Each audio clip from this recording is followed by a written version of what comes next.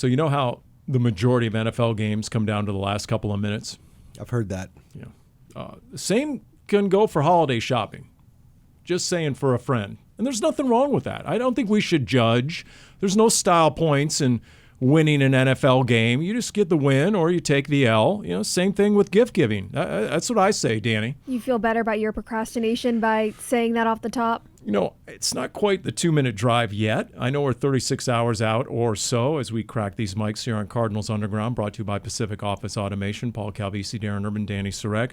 Not quite. We're in 4-minute mechanics right now, I would say, in terms of, looking at the game clock. So you don't have gifts?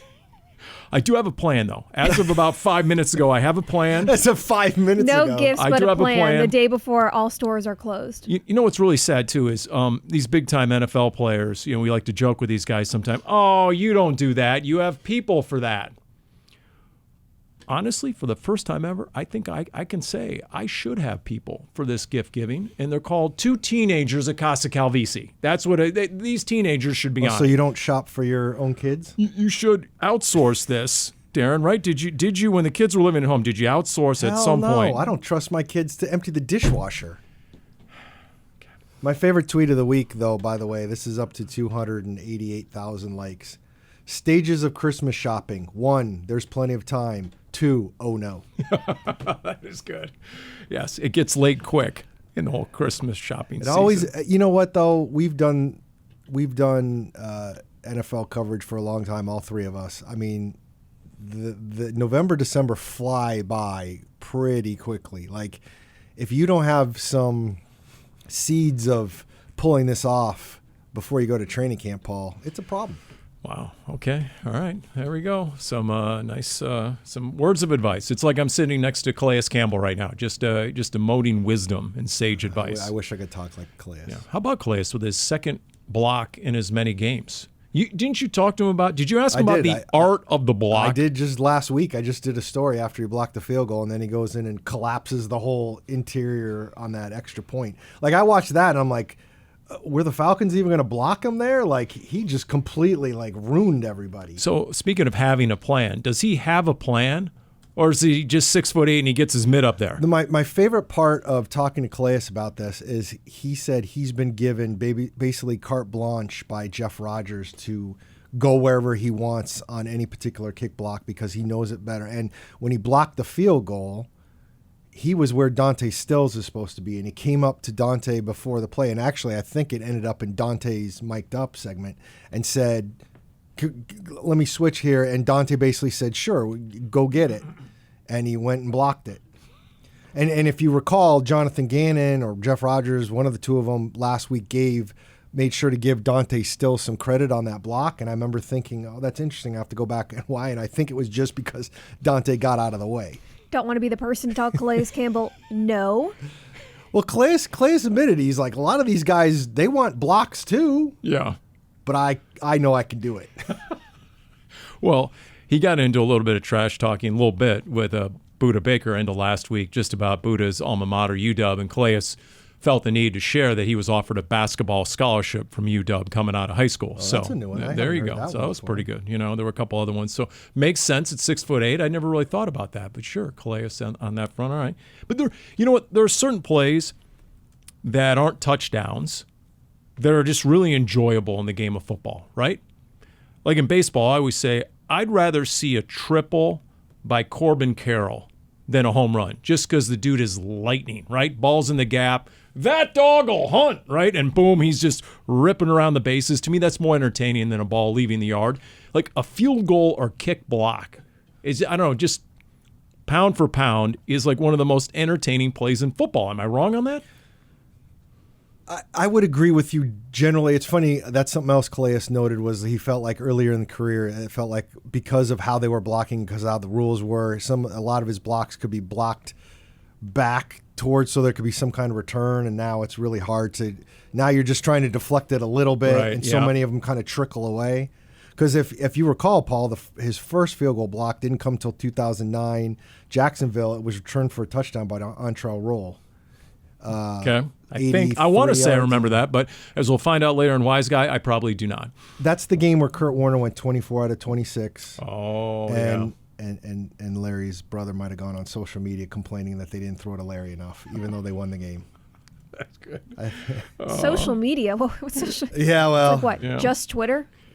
At that point, I think it Took was out an ad in the just- newspaper? Just Twitter. But if you're trying to block a kick and direct it, I mean, that's next level. I mean, that's like in basketball, winning the tip and then actually getting it into the lane, or for a guy to pick it up on the Fair. fly. I mean, that's pretty. I do like the kick block is good, but I'm still going to take, for instance, just saying, like a Michael Wilson touchdown catch like the other day, like that. That's still a little bit more exciting. What makes the block exciting is that they're so infrequent. That's true. That's what makes it exciting or impressive. Is so many times when you're watching from wherever you're watching a game, when you see the kicker get ready for a field goal or a PAT, unless the field goal is right 50, 55 plus, it's kind of like, do I really need to watch it, right? Like at this point, everyone kind of feels like it's guaranteed to go in. That's what makes those blocks exciting. The other one is a safety, right? Quarterback gets nabbed in his own end zone, right? Just doesn't happen very often. So, all right, speaking of things got late quick and 2 minutes to go or so, what was your level of confidence, Dani? I mean, Cardinals had the ball. Offense had shown flashes. 2:05 to play, right? Jacoby Brissett has been there and done that.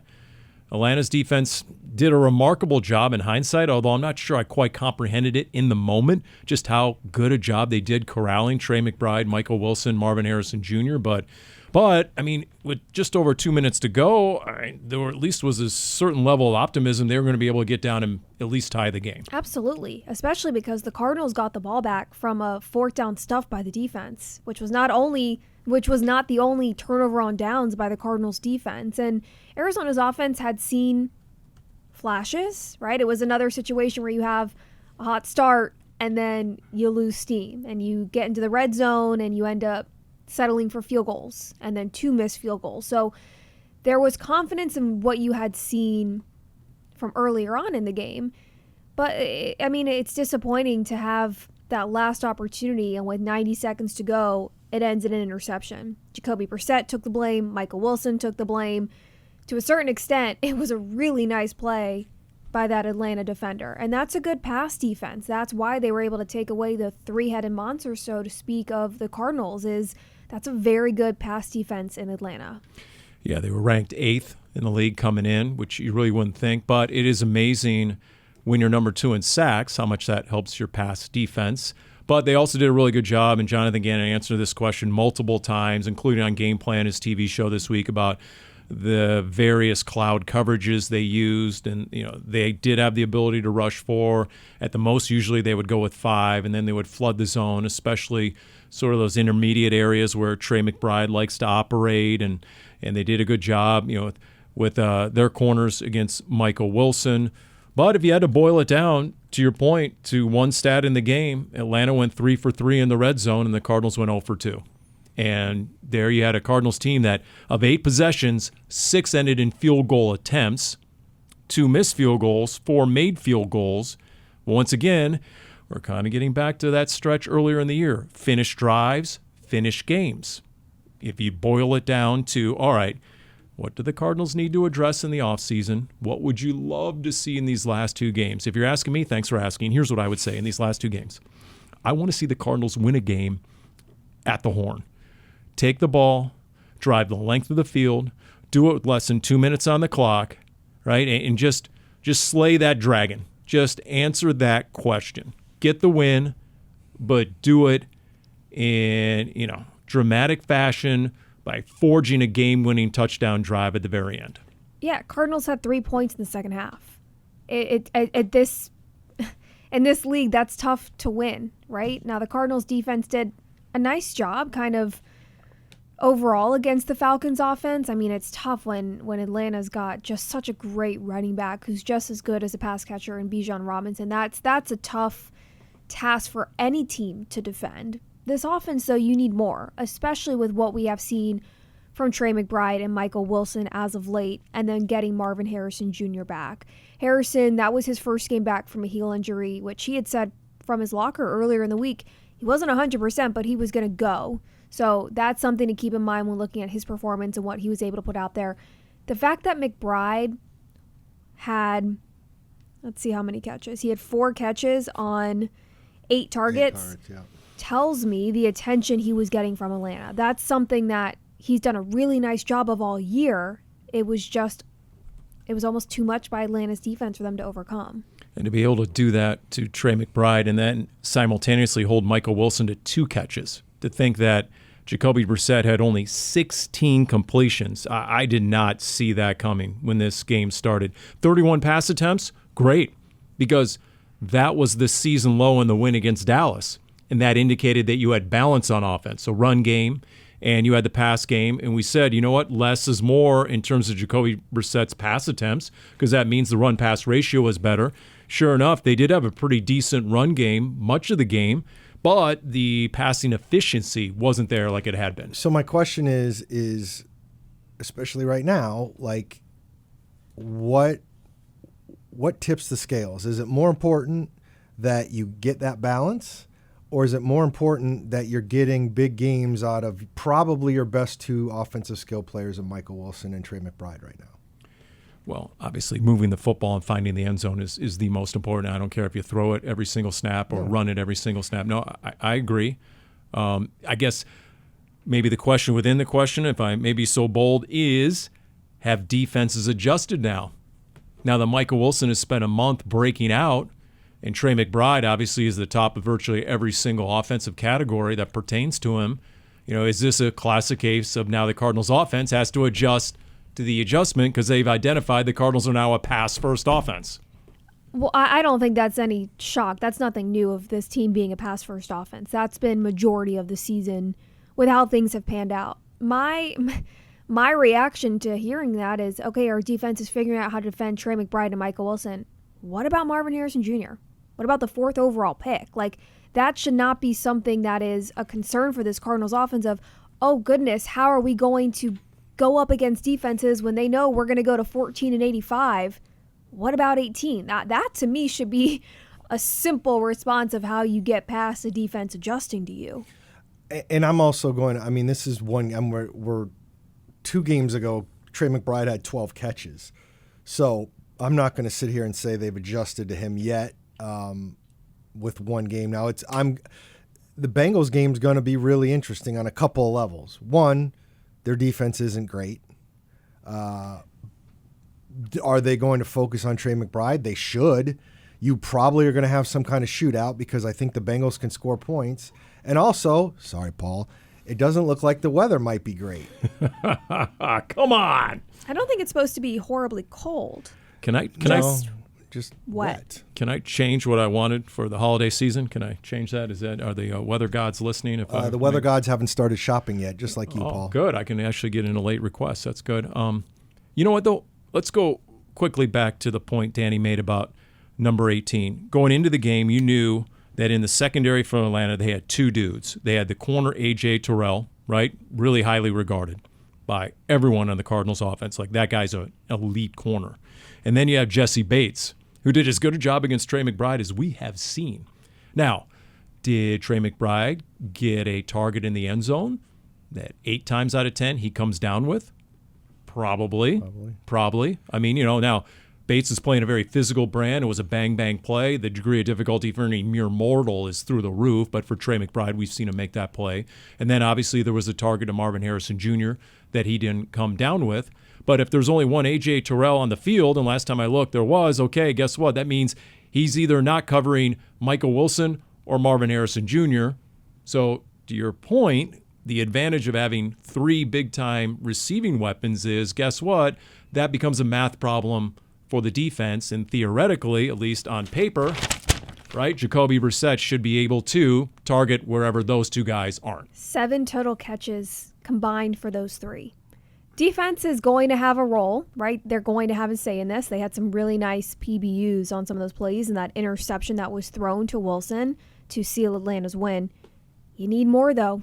You need more because you can get more from those 3. You've seen it on an individual basis. You've seen it with Michael Wilson and Trey McBride as a duo as of late. You need to figure out a way to take advantage of who you have as a trio. And this is probably a pretty good week against a Bengals defense that, as Darren mentioned, is not great. And by the way, Drew Petzing meeting the media on Tuesday going into the Cincinnati game. It was interesting. He was asked specifically and repeatedly about both receivers. Michael Wilson, just quoting him here, generally he said, the thing I've seen with his production is the confidence and the attitude come out of Michael Wilson. I thought that was interesting. Petzing went on to say that's a sign of a talented player who's expecting now to make every play and plays with an edge, a little attitude. He kind of said the same thing about Isaiah Adams. Instead of being happy he made the block, he's now expecting to make the block. Like that's sort of an evolution in the mindset, the mentality. And then in terms of Marvin Harrison Jr., and look, was he 100% out there? I'm guessing heck no. When he's talking on Friday and we were at his locker, when he's talking about, decelerating is an issue. Changing direction's an issue. Well, guess what? That can be problematic for a receiver. We half joked he's going to run all go routes today, all 9 routes, right? Well, and we saw, he only had 29 snaps, and that was by design because he's not going to be able to go 80% of the snaps. But among the things that Drew Petzing mentioned, and he mentioned multiple things, like, okay, look, the reality is you're not always going to make a contested catch like that where you are on your route, where your hands are. He mentioned that. You're talking about on the touchdown. On the touchdown, the failed touchdown pass, where your hands are, and that's one thing Michael Wilson said he improved after his rookie season. He identified to himself that I'm a body catcher too often. I need to get my hands away from my body, attack that football. What did Frank Sanders say, Dani, on our pregame show, right, repeatedly? The thing he loves the most about Michael Wilson, attacks the football in year 3 more than he ever has. So, ... Is that something that, can obviously be incorporated and improved upon with number 18's game going into next year? Yes. I think he would tell you the same thing as well. Look, Harrison put on 12, 14 pounds of muscle this offseason to be more aggressive in those contested catches. And we've seen the positives of that.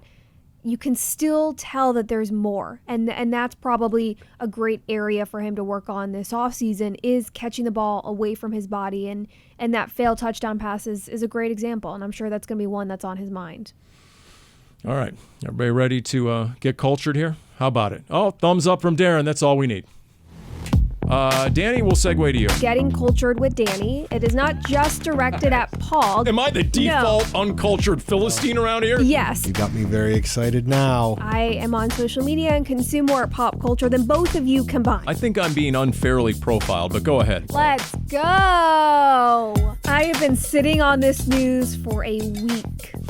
Excited to start getting cultured with this. Wow. Okay. And Paul, she's been sitting on the news, and I'm on the edge of my seat. This is for you, not for Darren, just for you, Paul. Nice. All right, here we go. There's Fast and Furious news. Let's see. You haven't seen. We're up to 11. Well, technically, it's Fast and Furious 10 Part 2. So we're going to go with 11. Come on. Okay. They're working on fractions now, Paul. Editor's note, all right? I was into all the movies. My interest started to wane around 8. 9 got a little tough, and I only made it halfway through 10. I'm just going to tell you. You're going to be locked in after hearing Cristiano Ronaldo will officially star in Fast and Furious 11. Star? Vin Diesel wrote a role for the soccer superstar. Oh, my. Well, with all due respect, if Vin Diesel is now the writer of these movies, well, that explains a lot. Just saying. So does that make you want to see the movie more or less? I'll be honest with you, based on some of the actors they brought in, Ronaldo will be an improvement, honestly, on the caliber of acting that I've seen in some of the movies. No joke. And once again, just get back to the beginning stages where the cars were the star of the movie, please. You know what movie you might like? Have you ever seen Cars? Oh, sure. For the kid, the kids were younger. Oh, absolutely. Yeah. That might be more up your alley if you're looking for a movie that has the cars as the main. You don't have to ask me twice to sit down for Cars. I mean, Cars Jim Alejandro, fantastic film. As a 6-year-old, invite me over. We'll watch Cars. Let's do it.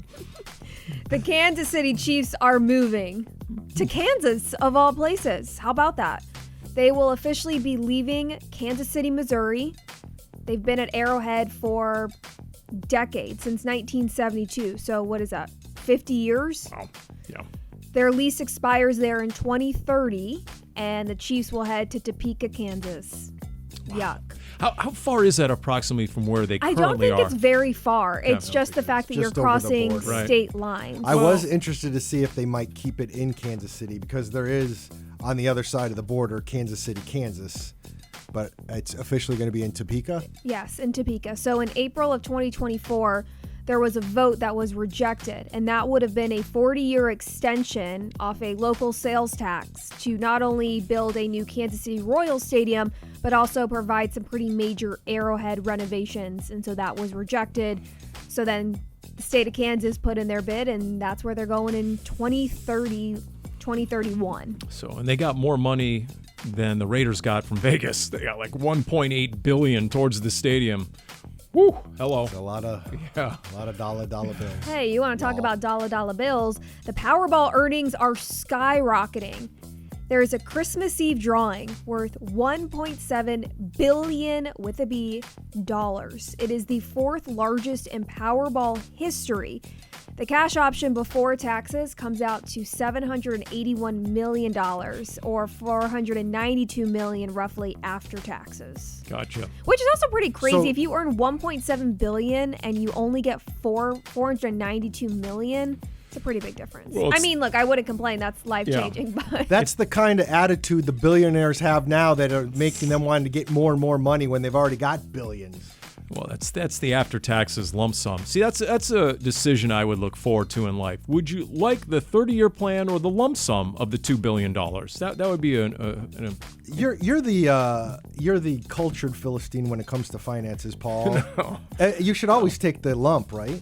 No, actually, not necessarily. Really? Not necessarily. No, depends. well, we can't have Paul culturing us. This is my segment. So you both have been cultured. You're welcome. Okay, it's well done. All right. Well, that's good. Dani could do the 30-year payout. I don't know if us doing the 30-year payout makes a lot So of if the reason I didn't get to the holiday shopping is because I had to make another stop for the Powerball tickets, is that a plausible, feasible excuse? Well, would the sure. Powerball ticket be for you, or you'd be willing to gift that to someone else? See, I would not gift a Powerball ticket because that has problems written all over Well, it. who are you right? gifting it You know, to? well, you know, yeah, it's Cheeto? That's Cheeto. that's right.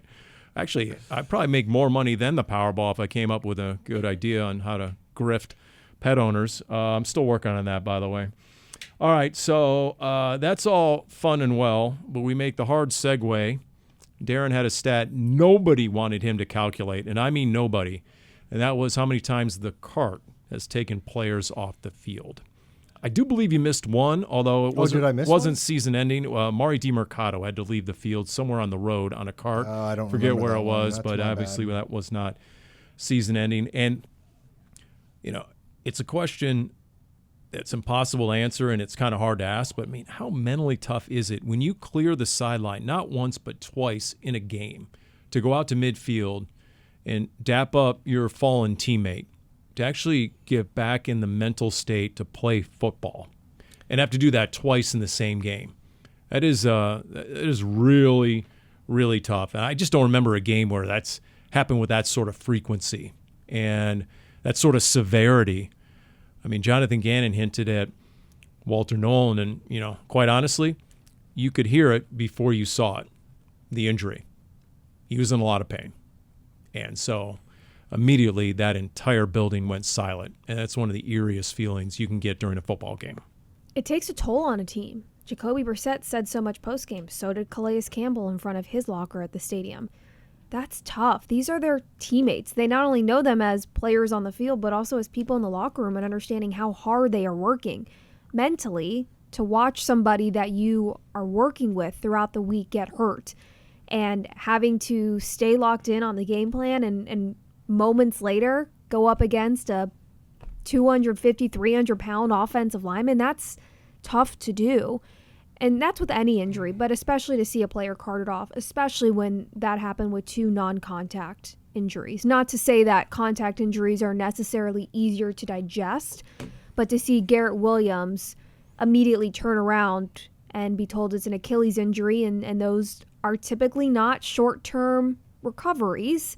And then for Nolen, for it to be non-contact, I mean, he immediately grabbed his left leg before he even hit the ground. And you could tell with his helmet on still that he was emotional being carted off. You could tell that he was crying and he was in pain and that this is not the rookie year he expected to have.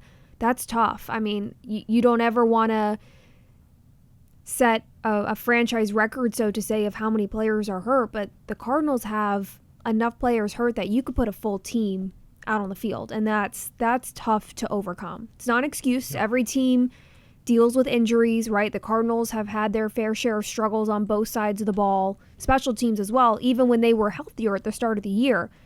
There are just some things, though, where you constantly feel like you're running uphill.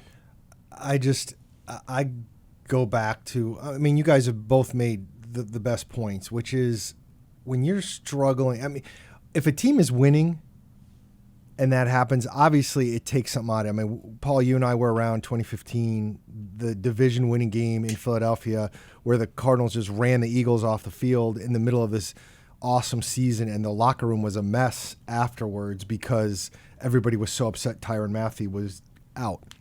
So it affects all teams no matter how you're doing, but like especially in a season like this, and to just have more body blows. And again, I'm not excusing losses or what, and it's not why they lost on Sunday, but you just don't want to see it. And especially those two guys in particular who have had to deal with injuries this year. Garrett Williams has dealt with them for a couple different times. And, you know, again, like Dani said, they're your teammates, they're people. Like they're more than just, you know, a cornerback and a defensive lineman. In fact, I think you were the one who asked Calais Campbell after the game in his locker about it, and here's his quote. You try to tell yourself, right, next man up, but you're losing friends, you're losing guys you depend on, you go to war with, have confidence with. There are a lot of new faces. That's on a weekly basis, it seems like. Yeah, it doesn't just seem like it has been. You have 24 players on injured list to lead the NFL. You have the most man games missed. So it's a very real and poignant situation, and you know, I can't imagine the challenge for the coaches. I know that they tried to simplify the scheme against Atlanta for a couple of reasons. You know, one, Kirk Cousins gets rid of the ball really quick. Okay. Number two, just we got a lot of new dudes out here, and we can't risk the mental errors.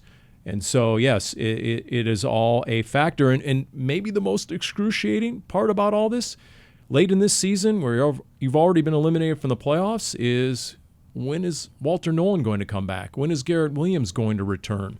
You know, these, unfortunately, are the gifts that keep on giving into next season. Yeah, you don't ever want a player to get hurt, and it sounds selfish, but that's a good point, is now you're trying to look at what is a general recovery time for injuries we don't even know the extent of. We know that it was a knee for Nolen because that was announced in the press box. We don't have any specifics. We don't know if something was sprained or something was torn or if surgery is required, and all we know is that it's an Achilles for Williams. If there's anything to be learned from this year, though, it's that we cannot, fans cannot, media members online cannot sit here and say, okay, if it's a knee for Walter Nolen, that's typically a 9-month recovery, and then he should be back in 10 months and should be looking the same in 11 months. B.J. Ojulari will tell you very differently. And that's exactly what he told us in his locker room, is that people on the outside didn't know how many ligaments he had torn in his knee. People didn't know that his knee for a while was not responding well to some of the work he was putting in, and so they had to go and drain his knee. Those are things that aren't shared with the media, and that's why this coaching staff is so intent on not sharing specific timelines, is because truly everybody and every recovery is different. So it is fair and it is realistic that these are going to be long-term recoveries for both Nolen and Williams, and that's a huge blow for two starters on the defense.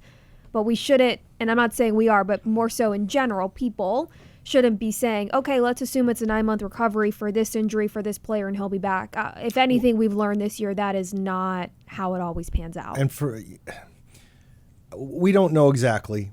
I think it's fair to say once you hear Achilles and you see what Garrett Williams did, that we kind of know what that is. Now, the Nolen thing is a different thing. I think we think it could be what it is, but I remember the end of the 2016 season, the David Johnson great season where he hurt his knee on the last play, and it looked ugly. And It Yes. wasn't great. At the Rams. Yeah, and Yep. and if it had happened early in the season, he would have missed a lot of the season, if not all of it. But it was such an injury that because it happened when it did, by the time he got to training camp, he was back. And Yep. and you're not going to know with Nolen unless he says something, because it is the end of the season, and whatever he did, it was certainly a 2-game injury, and obviously is on IR now. So it's a 2-game injury now. Walter Nolen did put out a social media thing about, he didn't say what it was, but it was enough of a speech on Instagram that you get the sense, yeah, he's going to be gone for a while. It's going to take it's uphill, but we'll see what goes on. But that's what you talk about, whether this stuff is going to bleed into next year. That's when you're having a season like this. Those are the conversations you have right now. We just, while we're recording this, the Cardinals officially announced the signing of kicker Joshua Carty to the roster, but they haven't done anything with Chad Ryland. So does that mean there's competition right now? Does that mean you want to make sure you have 2 kickers going into the offseason? Because now, even with 2 games left, now you're going to start thinking about the offseason and how you're going to build up this roster and making sure you have the guys on the roster that you want to have as you go forward. Because, again, practice squad guys, they're all free to sign elsewhere once the season ends. If they're on the roster, you hang on to them for now. Once the Cardinals season ends. Once the Cardinals season Right. ends, So yes. if you're on the practice squad and another team wants to sign you who's making a playoff push, you could go and you could play for that team. It's a good reminder, actually. Yeah, that's it's what's remarkable is that Sunday Night Football game, number 29, the DB for the Ravens. They kept blitzing and getting home against Drake May. They said he tore his Achilles in May, and he was playing in December. That is remarkable. Now, to Dani's point, that has no application to anybody other than number 29 because everyone has their own timetable. But Can't believe you just went don't. Buddy Ryan there. You couldn't give us a name here, Paul? How about 50? Cody Simon, I thought, that pass breakup to start the game. He had 7 tackles. Looked like, from all indications, he was fitting the run, running the defense a little bit better. Denzel Burke for a 5th rounder. I had a pick, his 3rd of the year. Will Johnson, we asked Jonathan Gannon on Friday, what more did you want to see out of Will Johnson? And he said POA, which you normally don't hear associated with a cornerback, point of attack. Nick Rawls said the same thing. And guess what? There was Will Johnson making plays on the ball, because what happened the week prior, he was pretty good stride for stride with Puka Nacua, but Puka Nacua was better at tearing the ball away and making those contested catches. So I thought Will Johnson elevated his game. And then obviously Darius Robinson, right? So there were at least 3 to 4 young guys. And until Walter Nolen got hurt, he was flashing as well. That is the biggest bummer, is Nolen has looked so good. He just hasn't been able to stay on the field. Missed the first half of the season with a calf injury that kept him out from the start of training camp. Comes back, looks good, hurts his knee, misses a few games, come back, and then hurts his knee and is done for the year and will miss the final 2 games. It is good to see those young players, those cornerbacks specifically, because that was a position room where it was a lot of young players playing in the preseason. And Gannon was very forthcoming about that being a position room he needed to see cleaner play from, more discipline. And to see those young players who all season long have been good against some really good receivers and have played consistently clean football, not drawing a lot of pass interference calls, right? Keeping their hands down. That's been good to see. Johnson had some PBUs, and for Burke to have his 3rd pick as a rookie is great to see. And it's going to be a fun challenge for them this week of 2 number 1 receivers in Jamar Chase and T. Higgins, and one of the best quarterbacks in the league right now in Joe Burrow, who is coming off a fantastic game. Yeah, it's you're going to get a lot of really good experience at Cincinnati, especially with Joe Burrow coming out 4 touchdowns, no picks, a passer rating of 146. That's going to be one of the definite keys to the game, no doubt about it. You mentioned Buddy Ryan, so that makes me want to go and call for Wise Guy as we go into the cold tub time machine, almost certainly.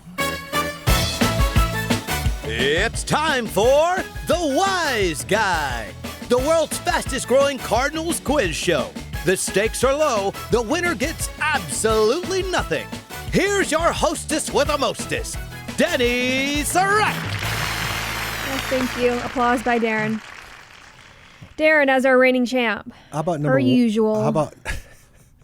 How about number 1? Okay, I was eliminated from the playoffs 2 months ago. No, I Paul, get it. you're doing a lot better this year. You've I got did. 3 wins. My one rule every year is don't get eliminated by Halloween. I violated my own rule. Paul on fire. He is now tied with me in the picks. Hello. How about it? How There we about go. it? Here we go. It's going to be quite the stretch run. Here we go. And Okay, down question the stretch 1. he comes. This former Bengals head coach appeared in one game as the Cardinals quarterback in 1976, throwing a single pass for 5 yards. During his time in Cincinnati, he coached former Cardinals quarterback Boomer Esiason. Correct. 'Kay. Yes, Boomer Esiason. There you go. The former Bengals head coach. Who is he? Is it Bruce Coslet? It's not. Oof. Sam Weish. There's no buzzer? Sam you. Weish. That's correct. Paul with the steal. How about it? Okay. Here we go. Amazing. Light the lamp for Paul. Paul, Whatever. pick a question. Can't even get it right on the other side of the glass. Let's go, Wow. I mean, we have no hockey in this town anymore. We got to light the lamp somehow. Here we go. All right. Let's see. What number was that, by the That way? was question 1. That was 1. All right. You know what? I'm just going to proceed right down the board. Give me number 2. Staying away from number 3. This Cincinnati area native and proud Bengals fan was a singer in the boy band 98 Degrees and once appeared as a guest on Matt Leinert's radio show ahead of a Cardinals-Bengals matchup. Oh, my gosh. That means I was hosting that show. Oh, my gosh. Singer in a boy band. 98 Degrees. I remember this. I do. He was such a heartthrob, Paul. That first year was unbelievable. Charles Barkley came down in person, sat with us. Shaq called into the show. I mean, Matt Leinart was a rock star his rookie year, and I have no idea who the guy was who was the lead singer who joined us. And, come on. It's Jessica Simpson's ex-husband. It's Nick something, and I can't remember. Is it Nick something? It is. I don't We'll give it to you. Nick Lachey. What do you mean you'll give it to him? No. No? I didn't get that. Okay. Last name, yes. It's pretty good, First though. name, Nick no. Lachey, Ah, yes. son of a biscuit. Okay. There's actually a funny story about that. This little sidebar. When I was in first grade, if you did something really well and you got like points or whatever, you got rewarded, you got to choose something. And there was a girl in my class who chose to bring a CD, so you get to play like music for your class. And she brought a CD from 98 Degrees, like one of their albums, and was playing songs. And she told everybody that Nick Lachey was her cousin. And we were all 6 years old, 5 years old. And so everybody believed her for a couple of years that her cousin was Nick Lachey. And I'm not going to tell you her name, but I do remember her first and last name. But turns out they're not cousins. Liar. Can we get the lie detector? It went off. Should have gone off in that first grade class. Okay, so Paul has the lead, 1-0 right now, Darren. So I Question have 3 to or get 4. this. You do. I'm going to try and forget that while I was hosting the Leinart show, Dani was in first grade. Go ahead, Darren. I'm going to do 3. Cincinnati native Steven Spielberg directed E.T., the story of an alien who becomes stranded on Earth. What famous candy does the main character, Elliot, use to lure E.T. to his house? First of all, I know this, and I'm going to answer, but I can't believe you did Cincinnati native and didn't talk about how Steven Spielberg went to Arcadia High School in Phoenix, but Reese's Pieces. Correct. Got ourselves a game, folks. Okay, here we go. Rolling up the sleeves. Let's do this. Here we go. Here we go, Paul. Question 4. This Okay. is for the win. I choose 4. Makes me feel like I'm in control here. Here we go. I'll give it to you. This former ASU player was a member of the Sun Devils' 1996 Rose Bowl team, where I covered that team. he caught 3 passes from Jake Plummer in the loss to Ohio State. He began his professional career with the Bengals, then reunited with Plummer in 2001 as a member of the Cardinals. It's got to be Keith Poole, right? No! No! Steve Bush. No! Not Steve Bush! Come on! Darren Come on. ties it up and takes No. us to overtime. Did I tie it up? Come on. I got 2 right. Oh, you did? Yeah, Oh, I'm I so win. sorry. It's not paper. I'm not writing down the score. Sorry, Darren stole and Darren won. Sorry to get your hopes up. That's my bad. I did not do a So, good job keeping Keith score. Poole played for the Saints, not the but he didn't play here though. Pardon me for a minute. Let me just go ahead and Darn give it. one more mark Come here on. on my Google Doc for Darren. I mean, still remember being on the field I when thought Jake you had Plummer that, scored Dan. against Ohio State, and you thought they were going to win the Rose Bowl in the national championship, and then Excuse David me, Boston. Paul. Too soon. Too soon. Sorry. Okay. All right. Yeah, Steve Bush. Was that correct? Please tell me he was wrong.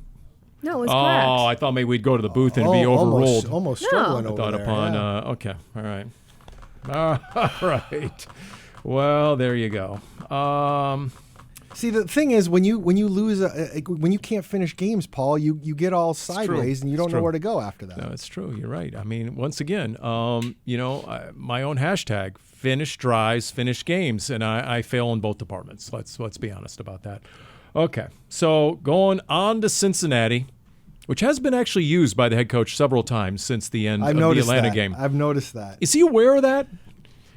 I'm sorry. I think he's a little too smart to not be aware of that. Okay, all right. That's just my humble feeling. All right, so unless he's doing the whole is he Michael Keaton and the other guys where he's doing when Michael Keaton's doing all the TLC references and he claims he doesn't know? By the way, if you want a car movie, Need for Speed, Michael Keaton is one of the stars in that one. What is your favorite car movie? Yeah, that's a great question. It would have, it's one of the great all-time movies. Fast and Furious ever. 4.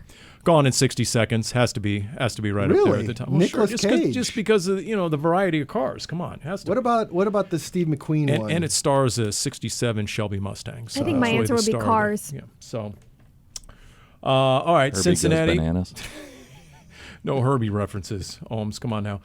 Cincinnati, are you telling me cold and or wet? Is that what we're seeing here in the forecast? When I looked last week, the high was 36 and the low was 26. But I looked today, and now it's supposed to be maybe low 50s. However, I believe there's a heavy chance for snow and or rain to start the game. Okay, so almost sent this during the broadcast. 58 degrees. Occasional rain showers, winds 15 to 25 miles an hour. So I lived 3 years in the Midwest, and the famous saying is, if you don't like the weather, wait 12 hours, it'll change. So we'll see. By the end of the week, we'll see what the forecast is, okay? As for going in against Cincinnati, if you're making your list, you're checking it twice. Football-wise, what do you want to see? What do you want to see from the Cardinals, either side of the ball? What do you want to see from the Cardinals maybe against the Bengals, meaning, things they excel at? Obviously, we already talked about the two rookie corners going against their two number one receivers, and then you have Chase Brown out of the backfield. I mean, the reality is, and I'm trying to think off the top of my head, have the Cardinals seen an elite quarterback this year yet? You could argue Matthew Stafford the way Stafford. he looked. Yeah, I'm sorry, my bad. I do include Stafford in there. I forgot about Matthew Stafford. But this is only like the second one, and he had a heck of a game last week. Now, they were in Miami, and the weather was nice, and I don't think the weather is going to be awesome, but it's not like Joe Burrow hasn't been awesome in bad weather in Cincinnati before. No doubt.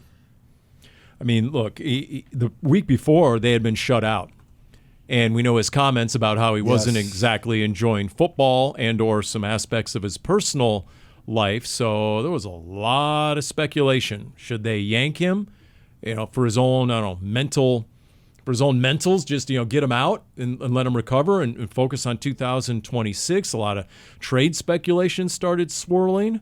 I mean, Cincinnati has to know, if they get rid of Joe Burrow, no matter what they get in return, they're not finding the next Joe Burrow. They're not getting rid of Joe Burrow. They're not. If he does a Carson, they might be in that position. But unless he's willing to go to DEFCON 5 and quit football, potentially, they're not trading. All right. So, look, what do you think? If you're Jonathan Gannon, if you're Monty Ossenfort, what do you want to see from this Cardinals team in the last couple of games? I'll go first. I think the two guards continuing to improve and get better before your eyes, John Gaines, Isaiah Adams. That would be a big plus, right, if they continue on this evolution, this arc of getting better, because obviously that's a big question. And that's the rub, getting back to the injuries. You thought this offseason perhaps you would target the offensive line like you did the defensive front a year ago. Well, now, do you have to go ahead and put some of those assets into the defensive front just based on the injury situation? So if you can get a few more answers on the offensive line, then all right, it makes it easier to maybe pull resources from there and devote them elsewhere. Big picture on offense, finish drives. You have to find the end zone. You can't be settling for field goals as often as Arizona was last week. And when you're looking at an offense that is pretty banged up in almost every room, and in every room, actually, I want to see the playmakers make plays. and in a point where it results in a win. We have seen great grabs by McBride and Wilson and Harrison at some point this season. You need to see that on a consistent basis. You need to see that elevate the team and lead to a win. That's what I want to see. Is I want to see in those big time moments the big players you rely on to show up, and that leads to a win. Going off of that, I think they need to find ways to get those playmakers involved. I understand Elijah Higgins had a great game last week, and I like Elijah Higgins as a pass catcher and a guy with the ball after the catch. But you need to find. They had 8 targets for McBride. There was one in the end zone. I don't have a big problem with McBride's usage last week, given how they were playing him and that he was targeted 8 times. You need to you need to target Michael Wilson more often than you did. You need to find a way to get him the ball more often than you did. And it'll be fascinating to see what kind of run game they can generate up there if the weather is not awesome. If it somehow is wet, or if it is really super windy and it's going to be tougher to throw the ball around, you may not have a choice. So that's going to be fascinating to see how that plays out. So if you can get Trey McBride, if you can get him 8 catches, so he will go ahead and exceed D-Hop, team record, who currently holds 115 catches, is the team record most grabs in a season. And then he would also eclipse Zach Ertz, who currently sits at 116 catches, most receptions by a tight end in a season in NFL history. And then he would be the first tight end ever with 2 110-plus catch seasons, ever. He's at 106 right now. 109. 109. Yeah. 109. Okay. Yeah. He's already the first tight end to have back-to-back 100-catch seasons. Yes. So, and based on shall we say, how salty he was after he didn't make the touchdown grab, and then that third down grab, Jesse Bates broke up. And when he came to the bench, you might want to feed him early and often. Trey McBride, he might be the single key to victory. It was funny. I don't know if there's any kind of history or just because of the game, but we caught, and it's a still photo, so I don't know the context, obviously. But there's a great photo of him kind of going up to Jesse Bates, and they both have big smiles on their face after the game, kind of like, oh, you got me today kind of vibe to it. By the way, if you're looking for a good quote, you go to the Big Red Rage, Kelvin Beachum, when we asked him, okay, Jacoby Brissett says he can hear the opposing defense shouting out 85, 85 all the time. You, I'm guessing, hear it as well. You're right next to 85 is the right tackle half the game. He said, well, they're not just calling out 85 because he's the guy to cover, which he is. They're calling it out because he's barking at them. He's starting a bunch of trash talking, and he's triggered the entire defense. So now he really has their attention because they want a piece of him. I mean, I'm not surprised. We see it. Right. So we see. You know what? If you can walk the walk, then you can talk the talk. This is true. Yep. I'm with you on that one. Yep. So what else? Darren, anything else you think, if Jonathan Gannon, because he has his little note card on the sideline, he's writing things down. What else do you think he wants to see? He decided to challenge a play. That was his first challenge flag all season. True. Yeah. And it was right. Okay. Yeah. He's very judicious with the challenge flags. He's no Pete Carroll. Yes, he is. And by the way, the Bengals are allowing the most rushing yards in the league. I mean, they've been a sieve all season long. So to your point, if the weather isn't great and there's wind howling, what was the game? In Chicago. That wind was crazy in Chicago. It's the Windy City, Paul. Yeah, but it's also an enclosed stadium. So it is, when it's coming in like that, I mean, the degree of difficulty, I talked to Chad Ryland a little bit about it, what Cairo Santos was able to do in that game as a kicker and actually navigate the winds and split the uprights. Like, you get mad respect from other kickers in the league when you're able to do that. Yeah, I bet. So, anyway, did we mention Pro Bowl, by the way, speaking of Trey McBride? Trey McBride, Buda Baker. How about it? So, for Buda, it's his 8th time overall, 7th time as a safety. The alternate is Josh Sweat. Trey McBride, 2 years in a row. What feels like the next decade he'll be going. And I said this on Red Sea Report, and I'll just go off on a little bit of a tangent/rant. For everyone who's saying, oh, Buda Baker, maybe, a bit of a down season. No, they're using him differently than they did a year ago. The man had over 160 tackles last year out of necessity because they had to put him in the box a lot more because of the state of the D-line, both injured, how injured they were, the talent level. You invested a lot in the D-line, in part because you wanted to get Buda Baker out of the box. He's had to play deeper much more often, minus Garrett Williams at the beginning of the season, now minus Jalen Thompson. You heard Nick Rollis and Jonathan Gannon both say there are plays that Budda Baker gets to from clear across the field that 9 out of 10 safeties never even get in the neighborhood or vicinity. So sometimes they'll get marked down for a missed tackle. He shouldn't even been there in the first place. So I just want to point out that he's being used a little differently this year than he was last year. I know a lot of people were asking about Paris Johnson because Paris Johnson was first or second in the fan vote of results almost the entire month. He finished second and then wasn't even an alternate. Again, just as a reminder, like the first of all, the fan vote results that could put out there is literally just off the websites of NFL.com and then team websites. It does not include social votes from the fans. It doesn't include the 1/3 that the players vote, and it doesn't include the 1/3 coaches vote. So he wouldn't be the first person to rank high in a voting situation and not make the Pro Bowl. I'm sure he's disappointed because he was hoping to be there. And then Josh Sweat, of course. I mean, I think those were the 4 guys that everybody was thinking if there were Pro Bowlers from this team, those would probably be the 4 guys. By the way, there were 3 teams that did not send a player to the Pro Bowl: the Jets, the Saints, and the Vikings. The Vikings is crazy. And Jacksonville had 1 Pro Bowler. You're talking about a team that's still in contention for the number 1 seed in the AFC. They had 1 Pro Bowler, and it was the long snapper. So the whole Liam Cohen small market I was going to say small market, baby. Oh, man, he can continue to ride that, the whole disrespect card. No doubt about it. By the way, both the Niners and the Seahawks had 6 players sent to the Pro Bowl. And of the NFC 3 quarterbacks, 2 are in the NFC West, Matthew Stafford and Sam Darnold. Yet if there's a big game on the line, I'm not so sure I don't take Brock Purdy, honestly. He was so good Monday night. Now the Colts can't stop a... Yeah, true. And the Niners didn't stop Phillip Rivers, old man Rivers, very much either at the beginning of the game. That was good stuff. But I liked when they took the shot to Rivers' family in the suite, and it was packed. That's right.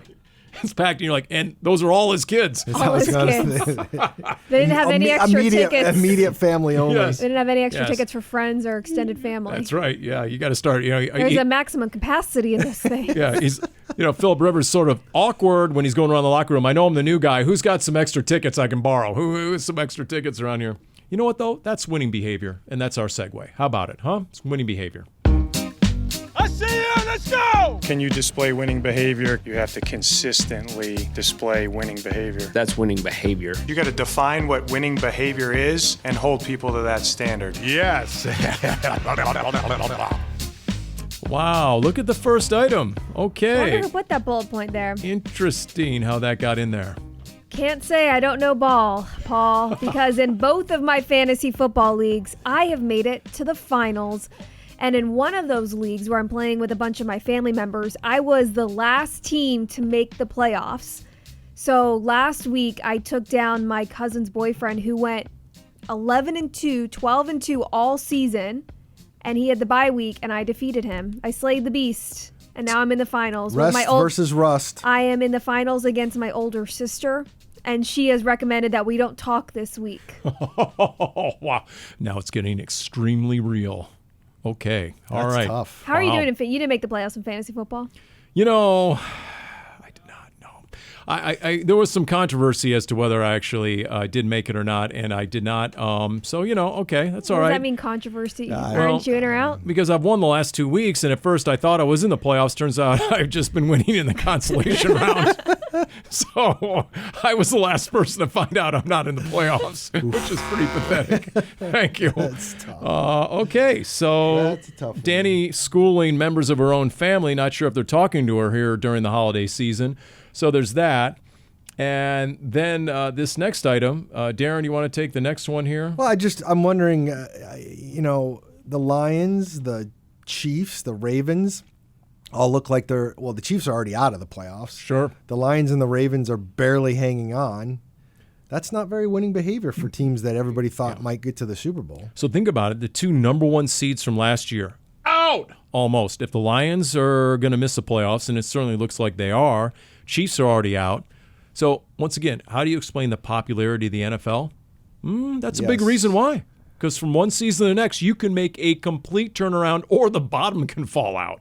I mean, it's just the way it is. Yeah, that's So, true. Yeah, it is. Expectations can change quickly. Yeah. And by the way, if you've been watching the Ravens lately, and I don't know why I have, but I have Lamar Jackson as my fantasy team, which is one of the reasons I did not make the playoffs, the Paulie Pigskins. There's some bad ball by the Ravens, especially their quarterback, their 2-time MVP quarterback. Some bad ball out there. I was going up against Lamar Jackson in fantasy, one of my leagues this week, and I'm pretty sure he ended with 4 points, 4.5 points. Yes. Now I had Zay Flowers on my end, so that ended up panning out pretty nicely. Okay, it's never really a nice ending when it comes to Draymond Green. What is he doing on this rundown? So I just had to make note of this. As a Suns fan, I mean, I just think it should be noted that Draymond Green ended up getting in an argument with Steve Kerr, the head coach, and you would think he'd know better, but instead they get in an argument, and apparently Draymond said later he felt like it would be better if he left the situation so that it didn't get worse. So like with 8 minutes to go in the third quarter of this game, he walked to the locker room and just stayed there till the end of the third quarter. Then there was a couple teammates that went back and got him and brought him back out to the bench. And so he was there. He did not come back in the game. And I guess one of the reporters asked Steve Kerr after the game, did you consider putting him back in? And Steve Kerr's like, absolutely not. He left the game and went to the locker room. Why would I put him back in? But they both assure us that they've gotten through rocky waters like this before, and they will again. And did he pull an Antonio Brown and like start taking off his jersey and like actually? I do not think so. No, I do not think we've reached Antonio Brown like levels for Draymond Green. But man, did he live stream the coach's talk on IG Live afterwards from the locker room like Antonio Brown did? Oof. Oh boy, get Bruce Arians in here for a few of those stories. I bet those are going to be highly entertaining. All right, so yeah, Draymond Green, okay, that's good. Well, that's not winning behavior, by the way. No, it's certainly not. It's sort of like Jonathan Gannon in training camp. If you're going to fight, then you have the walk of shame all the way the length of the field and down the ramp to the locker room. Thou shalt leave practice immediately. So speaking of that, what do we think is makes more sense for a punishment for fighting in practice? The Bruce Arians, you got to go run laps? Or is it the Jonathan Gannon, you're banished? Just and GTFO? With a walk of shame. Yeah, that's a good. Well, 1 year. Or you're just Wolf and you're like, let him go. 1 year was his first training camp. There was a fight, Darren. Didn't he make the entire team run gassers? You talking about Bruce? Bruce Arians? Yes, Yeah, yes. The entire team. Now you not only do you feel the that's shame. Old school, high school. That is kind old of school. Thing. But there is nothing worse than you're responsible for 90 guys having to run gassers. He could have taken it up a level and said everybody runs but the two guys you fought. You have to sit here and watch your teammates run. Oh boy. That if you really want to get old school and the guys who caused it, you don't have to get punished. Everybody else does. That was all I think in a 1 week span where he left no doubt who was in charge. Practice number 2 or 3, he yelled at Larry Fitzgerald for making a mental mistake. And everyone realized if you're holding Larry Legend accountable, Bruce did not give a flying fig who you were. And then not long after that, he made the entire team run for a fight. So, yes, there are ways to come in heavy, if you will, as a head coach.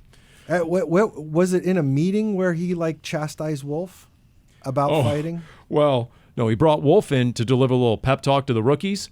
And Wolf's the gist of his whole talk was pick the toughest guy and get him down on the ground and let him have it.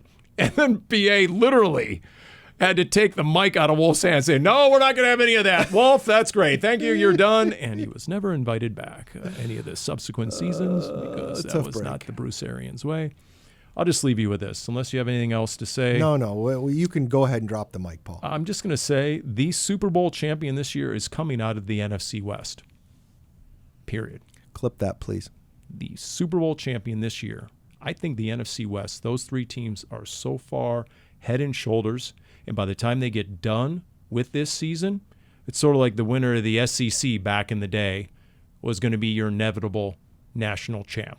Or back in college basketball, right, when either Duke or North Carolina or whoever won the ACC and that team was going to go on and win it all. I think the NFC West is that good, those 3 teams, that the Super Bowl champion, when you look at, and what the Niners just put on display, although I don't trust their defense. And now that there's as much as I like seeing Phillip Rivers do what he did, man. There's when you have no chance to get at that guy. I don't know how long they're going to last in the playoffs. Okay. All right. Well, I got to go and fish the rain gear out of the desk, if nothing else. Wait, first you pack got to that. go shopping, Paul. Got to get your Powerball ticket. That's true. That's right. Okay, priorities. You're right. Powerball ticket, holiday shopping, rain gear. In That's that order? fair. In that order. That's probably, you have a little bit of time before the rain gear. You guys didn't really believe me. I have a plan. And that'll do it for Cardinals Underground, brought to you by Pacific Office Automation.